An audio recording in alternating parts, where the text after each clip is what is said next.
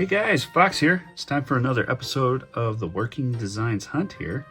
And I've gotten a few items for the collection and some really cool standalone items, which is really nice. So speaking of that, first, a really nice, unique item that I got through, I'd have to say almost a friend now, because it's a person I bought a few items off of from on eBay. And one of the last items I bought, I messaged them and just out of curiosity and asked them about if they're getting rid of a collection or whatnot. I was just interested. It's just pure curiosity question. And they said, yeah, we're kind of getting out of it. I'm trying to slim down my collection. I'm trying to get rid of some of the other stuff as I'm getting more into Switch collecting, which I completely understand, as me and quite a few others here on the YouTube community are collecting quite a bit of Switch stuff. So they sent me another message that said, hey, I got a standee, a countertop standee. I liked doing business with you. Make me an offer on it. I didn't want to lowball them, and I couldn't find anything else on these selling. Let me go ahead and show you though. This is for Lunar, Silver Star Story Complete for the PlayStation. And I wasn't sure what to offer because I didn't know what these normally go for. So I looked at other standees, these countertop standees, and they ranged too far in prices. So I said, honestly, I do want it, but I'm afraid to lowball you or whatnot. What do you think is a fair price? And we settled on $80. And I thought, I think that's a really good deal. This thing is very clean. And if you look on the back, these weren't folded out to stand it up. So I'm pretty sure it was never used. So this never actually got to sit on a counter at a store or anything like that. So it's practically new. Everything looks good. Even the little strategy guide offer there. This is really cool. I'm really interested in these countertop standees because they're small enough to add to a game room collection, but they're not enormously large where you wouldn't really have a spot to put them. So yeah, very excited to add this to the collection. I don't know if any of you guys have any of these standees or not, but I really think they are pretty cool, and we'll see if I could find any more in the future, but I'm pretty happy with this. This will look really good on the Working Design shelf.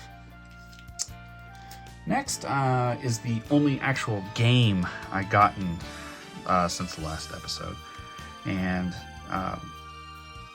I finally found one at a reasonable price, below market value, which we're all aiming for anyway when we're collecting. But I was able to get this for $120. Typically it sells for, if you look at price charting, sold listings on eBay and stuff like that, around $150. So I got a really good deal, I think. And that's for Silhouette Mirage on the original PlayStation. So for those of you who don't know, this is a Treasure developed game, and it's like a action platformer, if you will. Kind of fun. I have not played it a lot. Really, the only thing I do remember, because I haven't played this copy yet, so I remember playing demos of it, and it kind of gives you some like Gunstar Hero vibes, but real flashy, but it's fun, quick play game. Probably ridiculously difficult because Working Designs was known for upping the difficulty on some of their games that they brought over to the United States. So yeah, really cool. And I'm happy that it still had the Lunar movie sticker on there. That wasn't a separate disc as far as I know. I'm pretty sure it was just included on the game itself. I'll have to verify that. But anyway, by the way, guys, if I mention anything that's incorrect, feel free to correct me in the comments so I can know better. But anyway, this manual is really clean. And the disc looks very good as well. There's the art behind it. A lot of mess going on there. Looks like pretty typical Treasure stuff there. All right, let's see, we got 3 more items here. This one's kind of interesting. As you guys know, I did pick up just a standard copy version of Growlancer Generations, which was one of the PS2 releases from Working Designs, one of the final ones. And there also was a special edition for that game that came with all kinds of goodies. I showed off that I have the watch that I found for a really good deal. It just needs a battery in it, but it looked really clean. So it came with a watch, and it also came with a little bag here that has a necklace in it. I'm not going to care if I open it because I do want to look at it. So this is from the collector's edition of the game. It looks like we got a little knot kink thing here. I may have to try to work out. Oh, there we go. So nice little twisted chain, and on the end was this 3-stone ring from the game. And this is all metal. It feels like it's like a stainless steel chain, and I'm not sure what the ring's made out of in these faux stones in here. But I thought it was pretty cool to add it to the Growlancer, I guess, part of the Working Designs collection. So at this point, it looks like I'm trying to piece together that collector's edition from Growlancer, even though it would probably be just cheaper to buy one that's complete. But you know, when you find stuff like this, and this I found from a seller for $15, so easy. And let's see here. Next is a pre-order bonus item. These are fun to find. So it's for Arc the Lad collection, and the pre-order bonus for this game was a pocket watch. Very cool. One thing about these watches, and very typical of Working Designs, is they had this watch with many different faces. I'm not sure how many. I think there might have been 4 or 5 different watch faces you can get for this. So it's pretty interesting that they did that even with the pre-order bonuses. So yeah, real happy to have this. These go from range in prices. I mean, I think you can find them for as low as 50.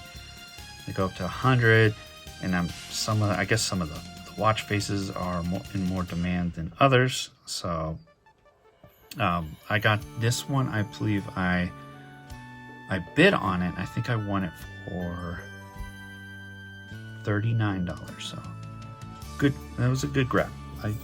I'm happy with that. And lastly is something I was able to find at a local game store. So as you guys know, in the last episode, I did pick up a copy of Lunar Silver Star for the Sega CD. It was missing the manual though. Well, lucky me, I was going into a game store here locally, and they had a copy of Lunar here for the Sega CD, but it was only the manual and disc. So I talked to the owner, and I noticed that this was sitting in his store because I've been there a few times and it's been there for months and months. So I asked him, would you be willing to part with just the manual? And he was like, yeah, I think I could do that. He's like, usually these go for around $70, $75 on their own. I'm like, yeah, it's pretty steep. And I was like, this manual is in pretty poor condition. As you can see, the bent corner, the spine is all worn out, you know, and the edges, you got little bubbly action like it's water damaged, you know, and some residue on the back like there was some kind of sticker sitting over the back of this. But the one good thing is that it's all there, including the mail-in guide for the guide, and all the pages are there. So I was like, considering the condition, would you, I don't want to look like too much, but would you take 55 for it?